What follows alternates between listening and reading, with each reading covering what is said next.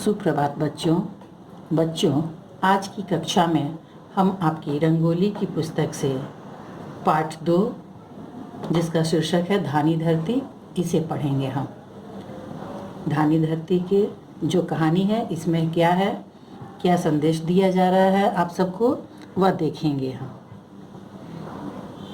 देखिए, पहले लेखक ने अपनी बात कही है कि वृक्ष पृथ्वी की शोभा है, वर्षा के निमंत्रण दाता हैं, प्रकृति के रक्षक और प्रदूषण के नाशक हैं। वे अपने पत्तों, फूलों, फलों, छाया, छाल, गुठलियों आदि से सभी को सुख पहुंचाते हैं। अर्थात वृक्ष का प्रत्येक अंग हमारे उपयोग की वस्तु बन जाता है। उसके पत्ते हो, फूल हो, फल हो, उसकी छाया में हम आराम करते हैं। उसकी छाल और गुठलियों से भी हमारे लिए अनेक वस्तुएं, औषधि इत्यादि बनती है। तो आइए, इस पाठ में वृक्ष हमारे लिए कितने उपयोगी हैं यह बताया गया है। तो देखिए, कहानी के माध्यम से कहानी क्या है। बाल विचार मंच के बच्चों की भीड़ पूरी तैयारी में थी। आज सभी बच्चे प्रसन्न और उत्साहित थे। पिछले 5 दिनों से वे अपनी सोसाइटी की सफाई करने में जुटे थे। जगह जगह से कूड़ा उठा दिया था, जंगली घास, झाड़ फूस उखाड़ फेंका था और बदरंग हुए गेट को रंग दिया था। देखिए, उत्साह में आकर बच्चों ने कितना काम कर दिया और उन्हें थकावट भी नहीं हुई, क्योंकि वो उत्साह से भरे हुए थे।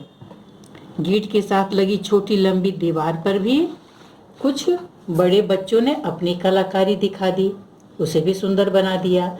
आज वृक्षारोपण अभियान आरंभ करना था।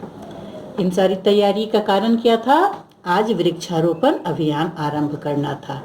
वृक्षारोपण अर्थात वृक्ष को रोपना, वृक्ष लगाना। सभी के पास कोई ना कोई औजार था। आज उन्हें नीम के 30 पौधे लगाने थे और उनकी सुरक्षा के लिए चारों ओर 4-6 ईंटें भी लगानी थी। अगर नहीं लगाएंगे तो जानवर पौधों को खा सकते हैं। अब देखिए आगे बच्चे क्या करते हैं। गड्ढे खोदने की जिम्मेदारी अंकुर, गौरव, आनंद, राजेश और अधर ने संभाली। इन सभी ने मिलकर के पौधे रोपने के लिए गड्ढे खोदा। शालू, प्रीति, वंदना और प्रियंका को पौधा लग जाने के बाद गड्ढे में मिट्टी डालने और पानी देने का काम सौंपा गया। बाकी बच्चों को पानी ढोने और ईंटें खोजकर लाने के कार्य पर लगाया गया। मिलजुल कर ही सभी कार्य करेंगे ना। मैं तो यह सोच रहा हूँ कि वर्षों बाद जब ये पौधे वृक्ष बन जाएंगे तो हमारे मोहल्ले में कितनी हरियाली होगी। हमारे वृक्ष बादलों को वर्षा करने का निमंत्रण देंगे। जहाँ वृक्ष होते हैं वहीं वर्षा होती है। आप जानते होंगे कि वृक्ष के कारण वर्षा होती है। और बादल जानते हो कैसे दौड़े आएंगे? एक दूसरे को धकेलते हुए। मोटा बादल कहेगा पहले मैं, काला बादल उसे फटकारेगा, चल धुर्त, वहां तेरा क्या काम, जा पहले जल भर कर ला, पहले जलधर बन। जलधर का अर्थ होता है बादल, जल को धरने वाला।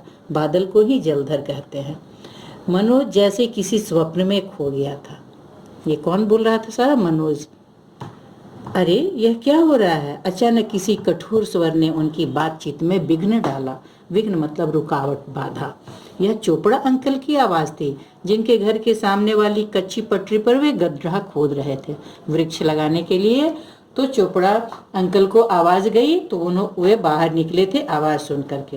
अंकल, हम पौधे लगा रहे हैं, गौरव ने पसीना पोंछते हुए उत्तर दिया। मैं कुछ नहीं सुनना चाहता, बस तुम मेरे घर के सामने पौधे नहीं लगाओगे, चोपड़ा अंकल भड़के। उम्मीद नहीं थी चोपड़ा अंकल से ऐसी। उन्हें तो बच्चों को और उत्साहित करना था, है ना, कि बच्चे कितना अच्छा कार्य कर रहे हैं जो बड़े नहीं कर पाते हैं। वृक्ष लगा रहे हैं बच्चे। क्या हुआ चोपड़ा साहब, बच्चों को क्या समझा रहे हैं? तभी गुप्ता अंकल भी वहां आ पहुंचे। ये सब सोसाइटी में रहते थे, गुप्ता अंकल, चोपड़ा अंकल। अब देखिए ना, मेरे घर के सामने नीम के पौधे लगा रहे हैं। जब ये पौधे पेड़ बनेंगे तो मेरे घर की नींव हिला देंगे, चोपड़ा अंकल बोले। चोपड़ा अंकल को ये भय था कि पेड़ की जड़ें जब गहरी जाएगी तो उनके घर की नींव हिल सकती हैं। चोपड़ा साहब, ये तो आपके घर से 8 फुट दूर पौधे लगा रहे हैं। नीम की जड़ें इतनी विकराल नहीं होती, विकराल मतलब बड़ी, ज्यादा दूर तक फैलने वाली, जितनी बरगद या पीपल के पेड़ की होती है। फिर आप यह भी तो सोचिए कि जब ये पौधे पेड़ बनेंगे तो आपके घर में बीमारियों को घुसने से रोकेंगे। आपको ताजी, स्वच्छ और स्वास्थ्यवर्धक प्राणवायु मिलेगी। नीम के पौधे तो कई बीमारियों को दूर करते हैं। दातुन और निबोरी की तो मौज रहेगी, दातुन मुफ्त में मिला करेंगे और निबोरी। गर्मियों में लू का प्रकोप न होगा, नीम के पेड़ की छांव में बैठने से लू नहीं लगती है। गुप्ता अंकल ने हंसते हुए समझाया। लेकिन चोर उचक्कों का तो प्रकोप होगा ना, चोपड़ा साहब आंखें तरेरते हुए बोले। जब गर्मियां आएंगी तो इस मुख्य सड़क पर चलने वाले सभी खोमचे, रिक्शे, ठेले वाले इसकी छाया में आराम फरमाएंगे। तुम्हें तो खुश होना चाहिए कि पेड़ की छाया में कुछ लोग आराम कर सकेंगे, लेकिन चोपड़ा अंकल को भय था कि घर के आसपास भीड़ इकट्ठे हो जाएगी और फिर उसमें चोरू चक्के भी तो होंगे। फल सब्जी वाले आते जाते सड़ी गड़ी चीजें फेंक जाएंगे जिससे गंदगी होगी। इसकी पत्तियों से जो कूड़ा करकट जमा होगा वह अलग। ना बाबा ना, चोपड़ा अंकल ने स्पष्ट मना कर दिया। यह भीड़ क्यों लगी हुई है? श्रीमती चोपड़ा ने फाटक वाले ढलान से उतरते हुए पूछा। बच्चों ने सारी बातें श्रीमती चोपड़ा को बताई। सारी बातें सुनने के बाद श्रीमती चोपड़ा ने बच्चों का पक्ष लिया और चोपड़ा अंकल पर नाराज हुई। बच्चों का पक्ष क्यों लिया? क्योंकि बच्चे बिल्कुल सही थे। बच्चों ने जो संकल्प लिया था वृक्ष लगाने का, वह बहुत ही अच्छा कार्य था। वृक्ष लगाना तो बहुत पुण्य का काम है, कई यज्ञ का फल मिलता है बच्चों वृक्ष लगाने से, अतः वृक्ष तो लगाना ही चाहिए।